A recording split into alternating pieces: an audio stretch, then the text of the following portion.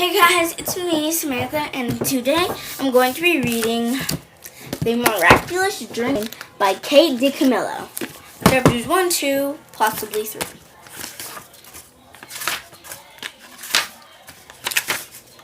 Chapter 1. Once in a house on Egypt Street there lived a rabbit who was made almost entirely of china. He had china arms and china legs, china paws and a china head, a china torso and a china nose. His arms and legs were jointed and joined by wires so that his china elbows and china knees could be bent, giving him much freedom of movement. His ears were made of real rabbit fur, and beneath the fur there were strong bendable wires which allowed the ears to be arranged into poses that reflected the rabbit's mood, jaunty, tired, and full of ennui. His tail, too, was made of real rabbit fur and was fluffy and soft and well-shaped. The rabbit's name was Edward Tulane, and he was tall. He measured from the tip of his ears to the tip of his feet. His eyes were painted a penetrating and intelligent blue. In all, Edward Tulane felt himself an exceptional specimen. Only his whiskers gave him pause. So we can't stand together. They were long and elegant as they should be, but they were of uncertain origin. Edward felt quite strongly that they were not the whiskers of a rabbit, whom the whiskers had belonged to initially, was unsavory animal, and that Edward could not bear to consider for too long, and so he did not. He preferred, as a rule, not to think unpleasant thoughts. Edward's mistress was a 10-year-old dark-haired girl named Adeline Tulane, who thought almost as highly of Edward as Edward thought of himself. Each morning after she dressed herself for school, Adeline dressed Edward. The type of extraordinary wardrobe composed of handmade silk suits, custom shoes fashioned from the finest leather, and a wide array of hats equipped with holes so that they could easily fit over Edward's large and expensive ears. Each pair of well-cut pants had a small pocket. Adeline wound his watch for him each morning.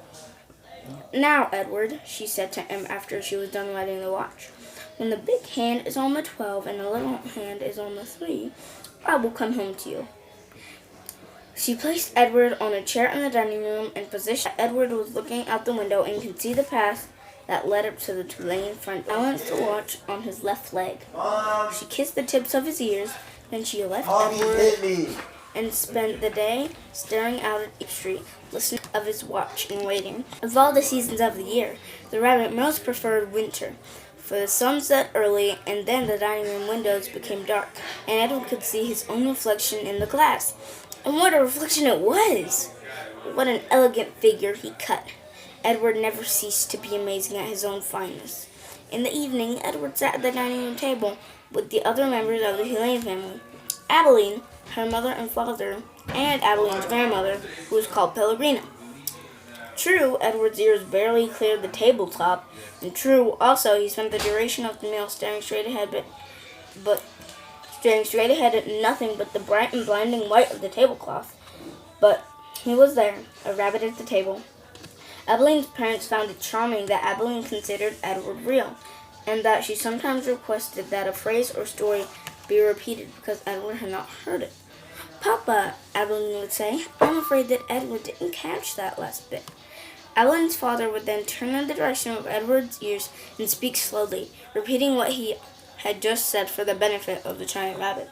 Edward pretended, out of courtesy to Adeline, to listen, but in truth he was not very interested in what people had to say, and also he did not care for Adeline's parents and their condescending manner toward him. All adults, in fact, condescended to him. Only Adeline's grandmother spoke to him as Adeline did, as one equal to another. Pellegrina was very old. She had a large, sharp nose and bright black eyes that shone like dark stars. It was Pellegrina who was responsible for Edward's existence.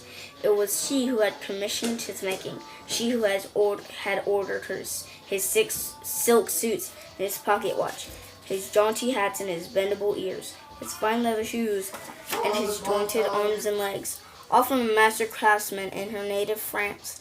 It was Pellegrino who had given him as a gift to Abilene on her 7th birthday. And it was Pellegrino who came each night to tuck Abilene into her bed and Edward into his. "Will you tell us a story, Pellegrino?" Abilene asked her grandmother each night.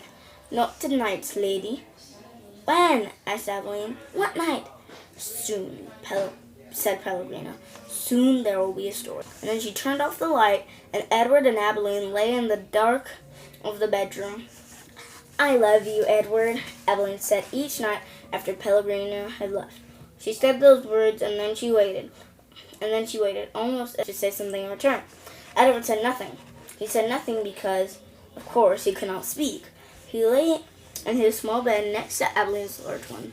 He stared up at the ceiling and listened to the sound of her breath entering and leaving her body, knowing that she would soon be asleep. Because Edward's eyes were painted on and he could not close them, he was always awake. Sometimes, if Abilene put him into his bed on his side instead of on his back, he could see through the cracks in the curtains and out into the dark night. On clear nights, the stars shone, and their pinprick light comforted Edward in a way that he could not quite understand. Often he stared at the stars all night until the dark finally gave way to dawn. Chapter 2. I know I said I was going to read Chapter 2, but let me see.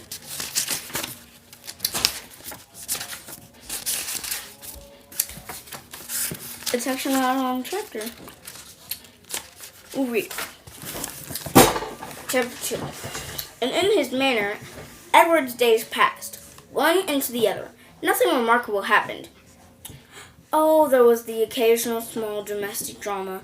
Once, while Abilene was at school, the neighbor's dog, a male brindled boxer, inexplicably named Rosie, came into the house uninvited and unannounced and lifted his leg on the dining room table, sprang the table clean.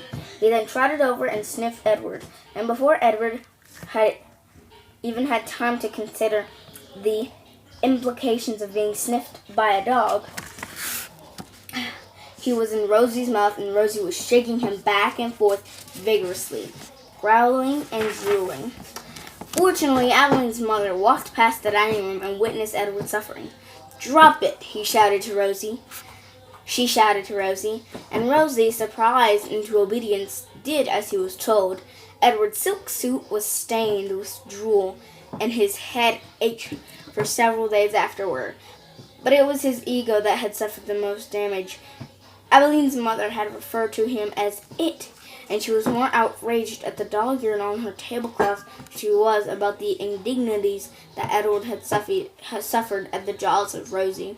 And then there was a time that a maid, new to the Tulane household and eager to impress her employers with her diligence, came upon Edward sitting on his chair in the dining room. What's this bunny doing here?" she said out loud. Edward not cared off the word bunny. "Yeah?" You want to go with me to drop off the boys? Sure.